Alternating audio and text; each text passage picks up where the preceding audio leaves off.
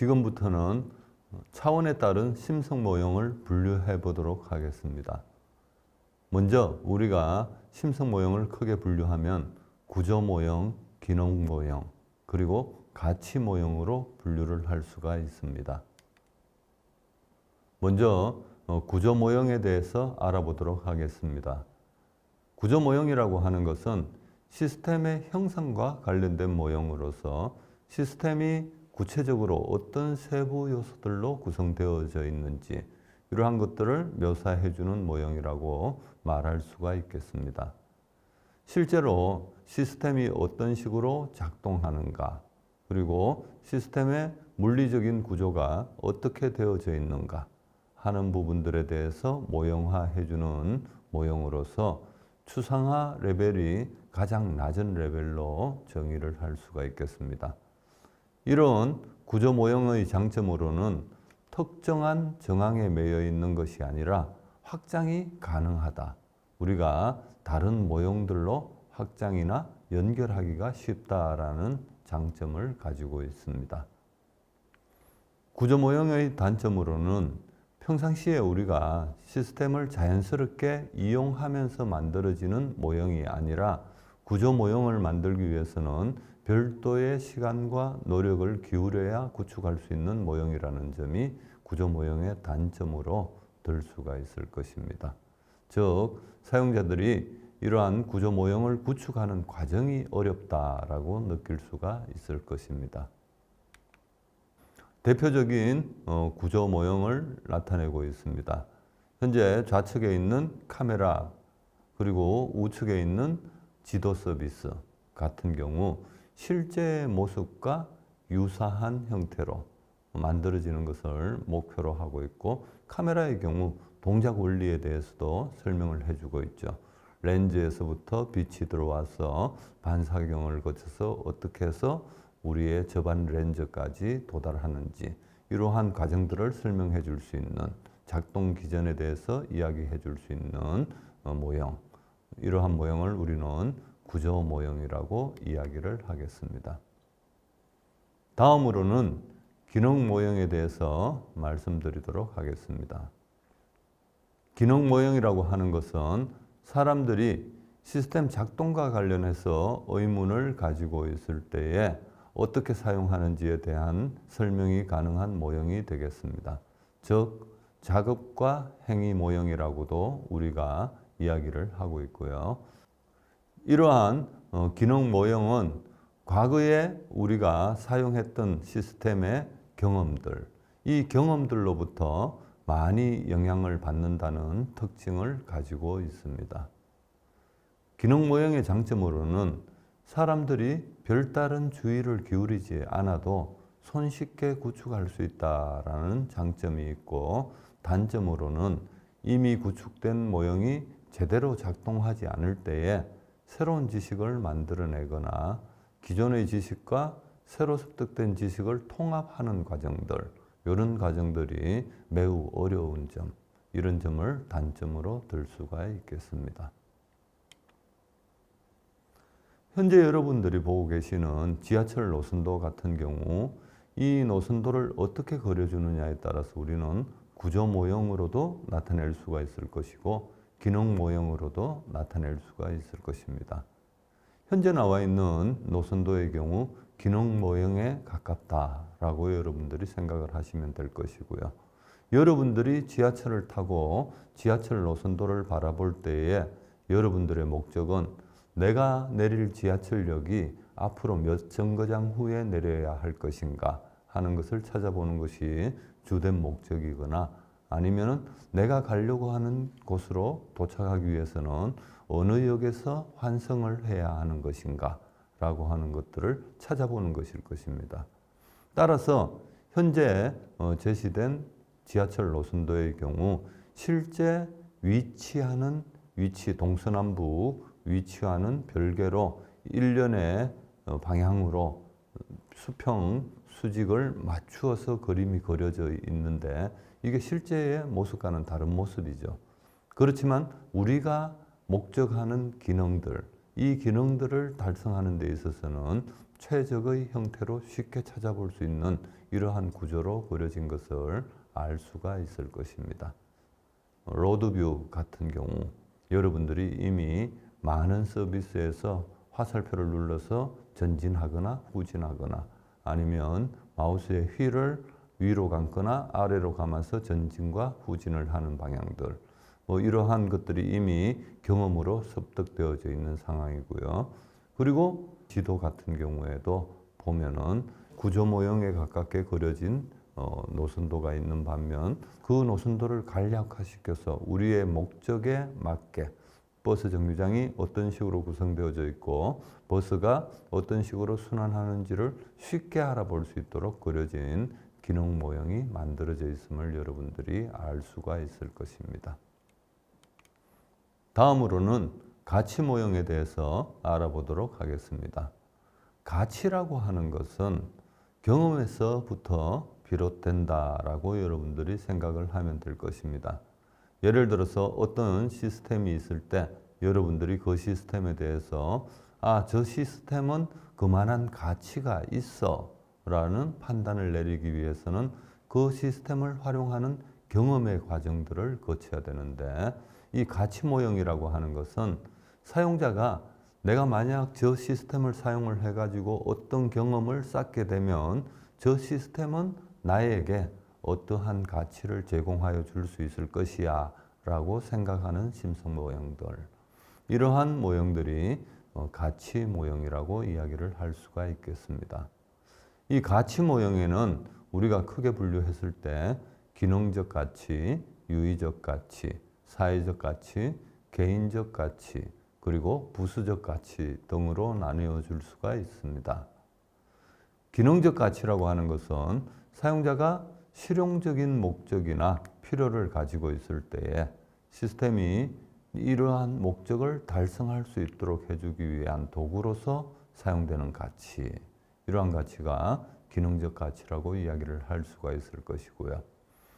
유의적 가치라고 하는 것은 상품이나 서비스의 소비를 통해서 사람들이 느끼는 감성적인 만족도 혹은 즐거운 정도, 이러한 가치를 제공해 줄 수 있을 것이라 기대되는 가치, 이것을 우리는 유의적 가치라고 이야기를 하고 있습니다. 사회적 가치는 사회적 규범이나 다른 사람들의 기대에 부합하도록 자신의 사회적 이미지를 만들었을 경우에 느끼는 가치, 이러한 가치가 사회적 가치. 그리고 개인적 가치라고 하는 것은 자신의 개성이나 특징을 부각시키고자 하는 가치. 부수적 가치라고 하는 것은 또다시 우리가 금전적 가치, 정원적 가치, 조건적 가치, 복합적 가치 등으로 구분을 해줄 수가 있겠습니다. 먼저 기능적 가치입니다. 기능적 가치라고 하는 것은 조금 전에도 말씀드렸지만 내가 도달하려고 하는 목적이 있을 때, 어떤 과업의 목표가 있을 때에 이 과업의 목표에 달성할 수 있도록 기능을 사용하거나 실용적인 목적을 달성해 줄 수 있도록 해주는 그러한 가치들, 그때 우리가 얻을 수 있는 가치, 이것을 우리는 기능적 가치라고 이야기를 하고 있죠.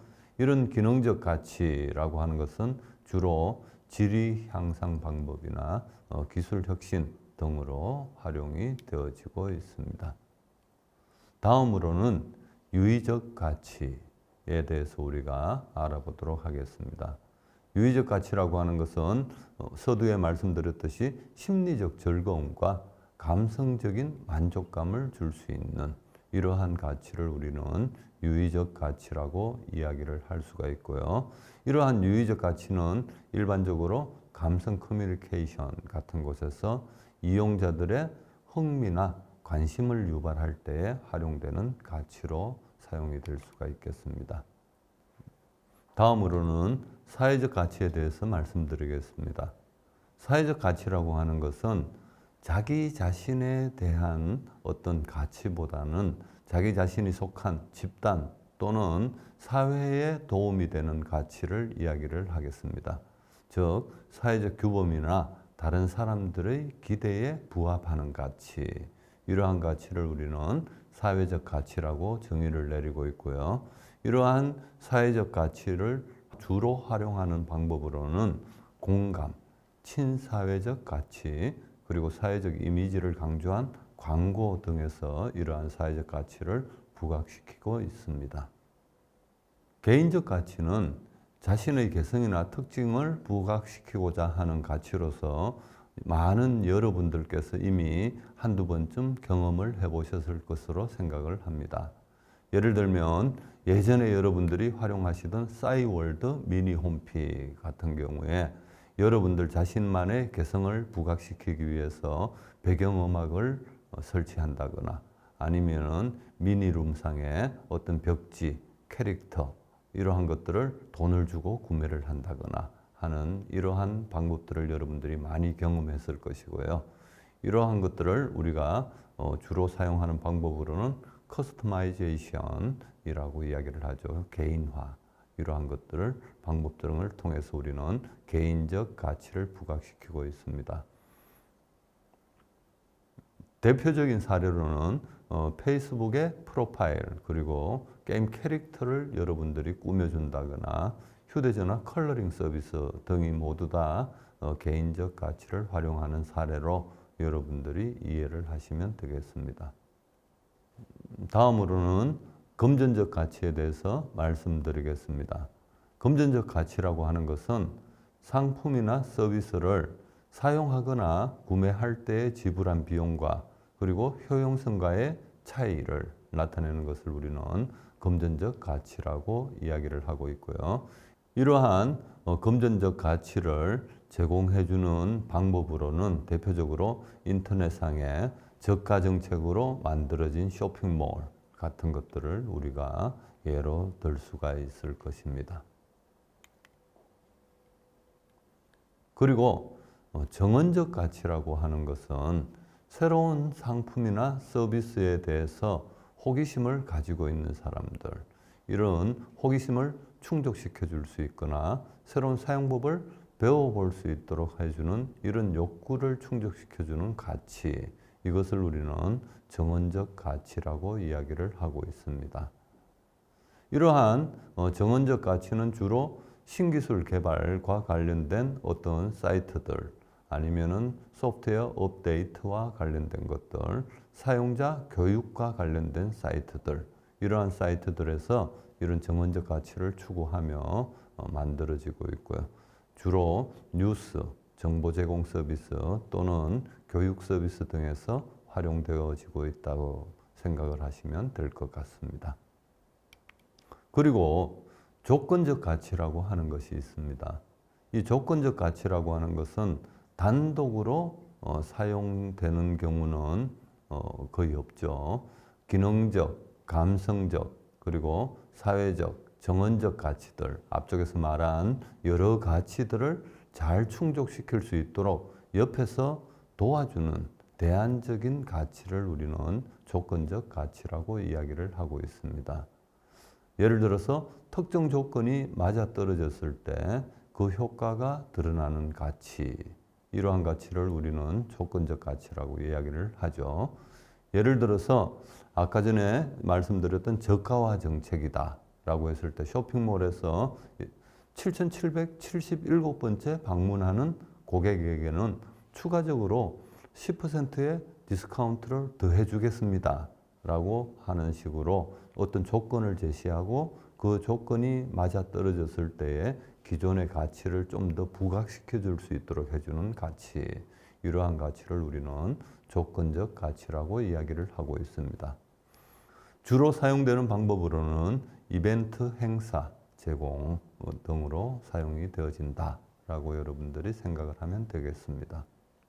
우리가 다양한 가치들을 차원에 따라서 분류를 하고 이해를 했습니다. 그런데 이렇게 많은 가치들을 구현을 하다 보면 가치들 간에 서로 상충되는 가치 충돌이 발생하는 경우들이 생겨나게 될 것입니다. 우리가 하나의 가치만을 특정 시스템에서 구현해야 되는 의무는 없습니다. 여러 개의 가치를 동시에 구축을 해도 되고, 그리고 그러한 여러 개의 가치가 구현되었을 때 사용자들이 더 많은 만족감을 느낄 수 있을 것은 당연한 사실이겠지만 여러 개의 가치가 구축되어졌을 때에 이 가치 간의 충돌이 일어나서는 안 되겠다라는 것이죠. 복합적인 가치 구현과 가치 충돌에 대해서는 우리가 구분을 해야 될 것이라는 이야기입니다. 현재 여러분들이 보고 계시는 카오디오 시스템의 경우에는 여러 가지 다기능적인 측면들을 구현하고 있죠. 지금 보면은 우리가 쉽게 볼 수 있는 DVD 같은 기능들도 구현이 되어져 있고 USB, 블루투스, TV, 아니면은 보조 연결 수단 등 여러 가지를 모두 다 구현을 해 놓은 상황입니다. 그런데 이제 우리가 이 시스템을 활용하는 목적을 한번 생각을 해봐야 될 것 같습니다. 현재 제시된 시스템에서 가장 기본적인 기능은 내비게이션 기능을 제공하는 것일 것입니다. 내비게이션이라고 하는 것은 우리가 목적지 주소를 빨리 입력을 해서 내가 운전을 하면서 안전한 운전을 할 수 있도록 도와주는 것이 첫 번째 목적이라고 우리가 생각을 할 수가 있을 것입니다. 이러한 목적은 우리가 앞쪽에서 이야기했던 가치로 따지면은 기능적 가치에 해당한다라고 볼 수가 있을 것이고요. 이런 기능적 가치와 더불어서 DVD, USB 등의 오디오 플레이어 등을 활용을 함으로써 우리가 유의적 가치를 동시에 느낄 수 있다라고 생각을 하시면 될 것입니다. 그런데 이런 유의적 가치 기능이 기능적 가치 기능의 훼손을 가지고 있다라고 생각을 한다면은 우리가 굳이 이런 하나의 카오디오 시스템에서 내비게이션과 유의적 기능을 가지는 것을 같이 구현함으로 인해서 시스템의 속도가 느려진다거나 안전운전에 방해가 된다거나 하는 식으로 구현을 해야 했을까 하는 의문은 남는 바입니다. 현재까지 우리는 심성 모형을 차원에 따라서 분류해 보았습니다. 이런 심성 모형은 또한 보는 관점에 따라서도 우리가 서로 다르게 분류를 해볼 수가 있을 것입니다. 대표적으로 우리는 심성 모형을 개발자 모형과 사용자 모형으로 분류를 해줄 수가 있을 것입니다. 개발자 모형이라고 하는 것은 시스템을 만드는 사람이 시스템의 기능과 구조 그리고 가치에 대해서 가지고 있는 모형을 만들어주는 것이 개발자 모형이 될 것이고요. 사용자 모형이라고 하는 것은 사용자가 자신이 처한 상황 그리고 자신이 목적하는 과업, 목표 이러한 것들을 비추어 보았을 때 시스템이 어떤 구조로 이루어져 있고 어떤 기능을 가지고 있고 그리고 자기 자신에게 어떤 가치를 제공해 줄 수 있는지를 표현해 주는 모형 이러한 모형을 우리는 사용자 모형이라고 정의를 내리고 있습니다. 개발자 모형과 사용자 모형은 필연적으로 다른 형상을 나타내기가 일쑤입니다. 따라서 이런 개발자 모형과 사용자 모형을 연결시켜주는 존재가 필요한데 이러한 존재를 우리는 시스템 이미지라고 이야기를 해주고 있습니다. 시스템 이미지라고 하는 것은 사용자 인터페이스로 구현된 물리적인 모형을 우리는 시스템 이미지라고 정의를 내리고 있고요. 이러한 시스템 이미지가 개발자 모형과 사용자 모형을 연결시켜 주는 데 있어서 도움을 주고 있다라고 여러분들이 생각을 하면 되겠습니다. 만약에 시스템 이미지가 잘못 구현되어지게 되면은 개발자 모형과 사용자 모형이 연결이 되지 않겠죠. 그죠? 형상적으로는 개발자 모형과 사용자 모형이 기본적으로 우리가 시스템에 대한 이해도나 전문성이나 이러한 것들이 다르기 때문에 사용자 모형과 개발자 모형이 다를 수뿐이 없지만 이 다른 부분을 연결시켜주는 역할을 하는 것이 시스템 이미지라고 했는데 시스템 이미지마저 잘못 구현이 되어졌다라고 하면은 개발자 모형과 사용자 모형이 상이하면서 연결이 되어질 수 없다.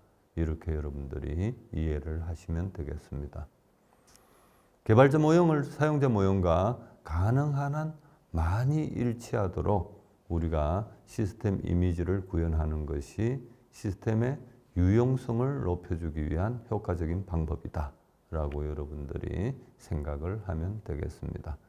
기본적으로 다르게 만들어져 있는 사용자 모형과 개발자 모형이지만 시스템 이미지를 어떻게 구현하느냐에 따라서 우리는 개발자 모형과 사용자 모형을 유사하도록 일치하도록 만들어 줄 수 있다. 이렇게 여러분들이 기억을 하시면 되겠죠. 지금 여러분들이 보고 계시는 그림과 같이 시스템 이미지라고 하는 것은 개발자가 개발자 모형을 만들었을 때의 이 연결 단계, 그리고 사용자의 사용자 모형과 연결 단계, 이 중간에 존재하고 있죠. 그죠? 사용자의 생각과 개발자의 생각, 사용자의 관점과 개발자의 관점 사이에서 중간에 존재하면서 물리적인 인터페이스들을 어떻게 구현하느냐에 따라서 이 두 가지를 일치시켜 줄 수 있도록 만들어진 것, 이것을 우리는 시스템 이미지라고 이야기를 한다. 이렇게 여러분들이 기억을 하시면 되겠습니다. 현재 보고 계시는 냉장고와 같은 경우 사용자 모형과 개발자 모형이 대표적으로 차이가 나는 시스템으로 여러분들이 이해할 수가 있을 것입니다. 사용자 모형의 경우 사용자들의 머릿속에서는 냉장실과 냉동실이 존재할 때에 냉장실의 온도와 냉동실의 온도를 각각 조절하여서 우리가 냉방 기능들을 활용을 할 수가 있었는데, 따라서 사용자들의 머릿속에서는 냉동실을 냉각시켜주는 장치, 그리고 냉장실을 냉각시켜주는 장치, 이러한 장치가 각각 존재하여서 온도 조절 시에 이 장치들이 동작을 하여서 사용자가 희망하는 온도로 냉장을 시켜주는 이러한 것으로 사용자들은 이해를 하고 있습니다. 그렇지만 냉장고를 만드는 개발자의 경우에 이 냉각 장치를 각각 둠으로 인해 가지고 생겨나는 비용적인 측면들을 고려했을 때에는 이 냉장실과 냉동실을 위한 장치를 개별적으로 둘 수가 없다라는 것을 개발자들은 쉽게 이해를 하겠죠.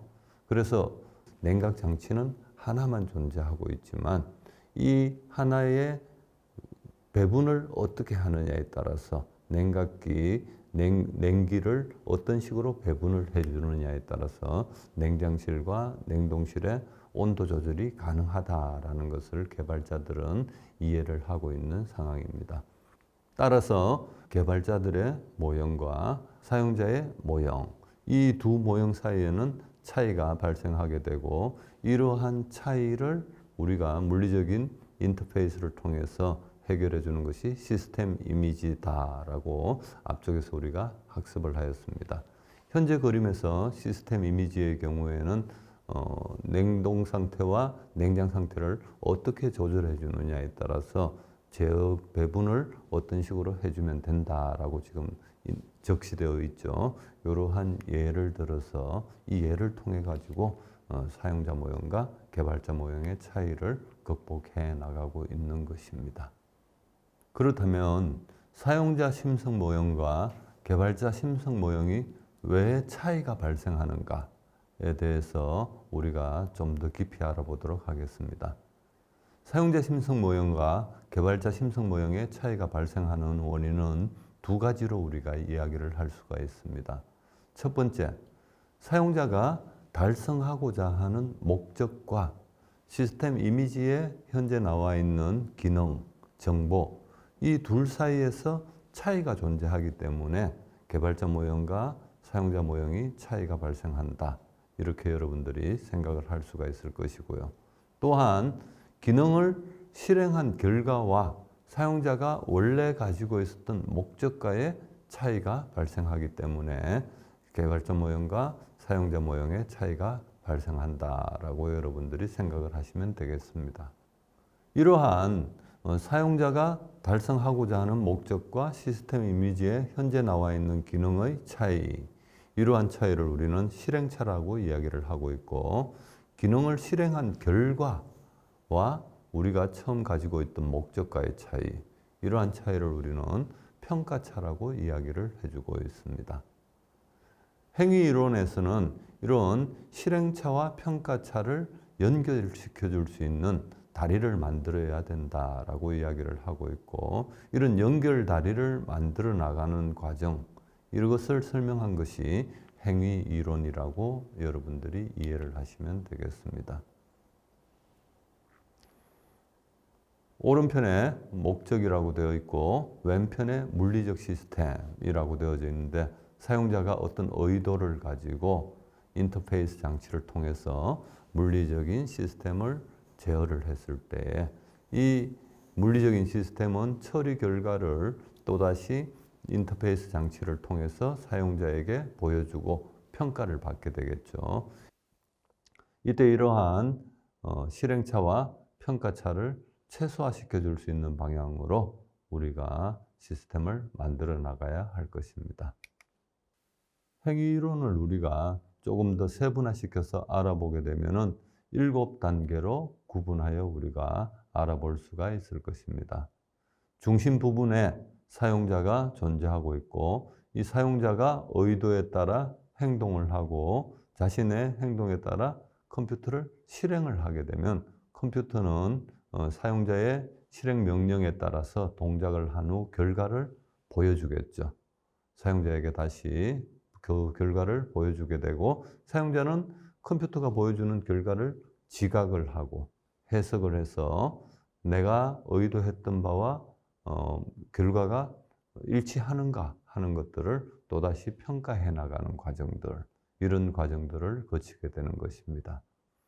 이런 행위이론 7단계라고 하는 것은 여러분들이 새롭게 어떤 보는 내용은 아닐 것입니다. 우리가 앞쪽에서 상호작용과 관련된 이야기들을 할 때에 컴퓨터 측면과 인간 측면, 사용자 측면, 이렇게 구분을 했을 때에 이 사용자 측면에서 보면은 어떤 단계가 있었냐 하면은 표명 단계와 평가 단계라고 하는 이 두 단계가 존재하고 있었던 것을 여러분들이 기억할 수가 있을 것입니다. 지금 현재 행위이론 7단계에서도 여러분들이 사용자와 컴퓨터를 기준으로 이렇게 수직으로 선을 그어 본다라고 한다면, 좌측 편에 나오는 의도와 행동과 실행이라고 하는 것은 표명 단계에 해당하는 것이 될 것이고, 평가와 해석과 지각이라고 하는 것, 이러한 세 가지 요소들은 우리가 평가 단계로 여러분들이 이해를 할 수가 있을 것입니다. 즉, 다시 말하면 행위이론 7단계는 우리가 앞쪽에서 이야기했던 상호작용 단계의 표명 단계와 평가 단계를 세분화시킨 단계다라고 여러분들이 정의를 내리면 될 것 같습니다. 유용성을 높여주기 위해서는 실행차와 평가차를 최소화시켜 주어야 된다고 말씀드렸습니다. 그렇다면 어떻게 하면 실행차와 평가차를 최소화시켜 줄 수 있을까에 대하여 학습하도록 하겠습니다. 먼저 실행차를 줄이는 3단계에 대해서 알아보도록 하겠습니다.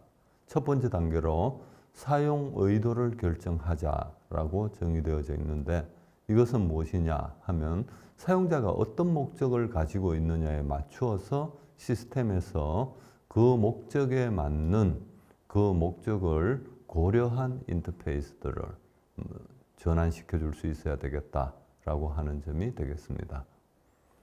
다음으로 행위의 순서를 규정하자라고 되어져 있는데, 이것은 현재 사용자가 어떤 의도를 가지고 어떤 행위를 할 것인지를 미리 예측을 해서 사용자들이 가능한 한 직관적으로 구체적인 행위의 순서를 생각할 수 있도록 해주면은 사용자들이 보다 더 유용성을 좋게 받아들일 수 있다라는 것이 되겠습니다. 다음으로 생각한 행위의 순서대로 실제로 물리적인 행위를 실행할 수 있도록 해줘야 된다라는 것이 되겠습니다. 사용자가 머릿속에 있는 일련의 행위들, 이런 순서들을 효율적으로 실행할 수 있도록 거기에 맞춰서 시스템을 설계해주면 유용성을 극대화시켜 줄 수 있다. 이렇게 생각하시면 되겠습니다. 다음으로는 평가차를 줄여주는 3단계가 되겠습니다.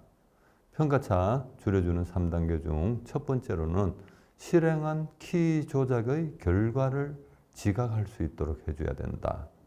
예를 들어서 어떤 특정 시스템의 경우 우리가 키 조작을 하면은 그 키 조작 자체가 이루어졌다라는 걸 사용자에게 알려주는 시스템이 있는가 하면 어떤 시스템은 우리가 키 조작을 하더라도 시스템 내부적으로는 어떤 동작이 있을지 모르겠지만 사용자에게 그 반응을 알려주지 않는 경우들이 있습니다. 이때 화면의 변화가 없이 사용자에게 어떤 특정한 키 조작이 있었다는 결과를 알려주지 않는다면 사용자들은 답답해 하겠죠. 그래서 유용성을 판단할 때에 유용성이 낮다라고 판단을 할 수뿐이 없는 거죠. 이러한 것들을 방지하기 위해서는 특정 키 조작이 이루어졌을 때에 키 조작 결과들을 바로바로 사용자들이 알 수 있도록 해주면 그것이 좋을 것이다 라는 것이 첫 번째 단계고요. 두 번째 단계로 키 조작으로 변환된 시스템의 상태를 해석할 수 있도록 해줘야 되겠다라는 거죠. 예를 들어서 시스템에서 제공되는 정보가 알기 쉽고 이해하기 쉽게 제시되도록 해줘야 된다라는 것이 두 번째 단계의 이야기가 되겠고, 세 번째 단계로는 해석된 결과를 사용자가 원래 가지고 있었던 의도를 기준으로 비교할 수 있어야 되겠다라는 거죠. 현재 시스템 상태를 사용자가 원래 가지고 있었던 내가 목표하고 있던 그런 의도와 비슷한 결과를 나타낼 수 있도록 만들어줘야 되겠다라는 거예요.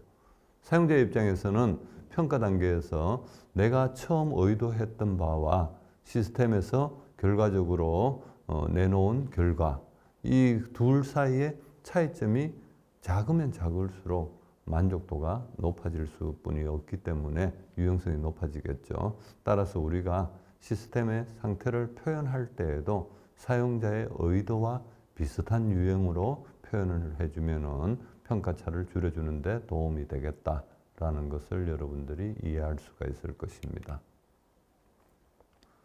지금까지 우리는 유용성을 극대화하기 위해서 여러 가지 방안들에 대해서 이야기를 하였습니다.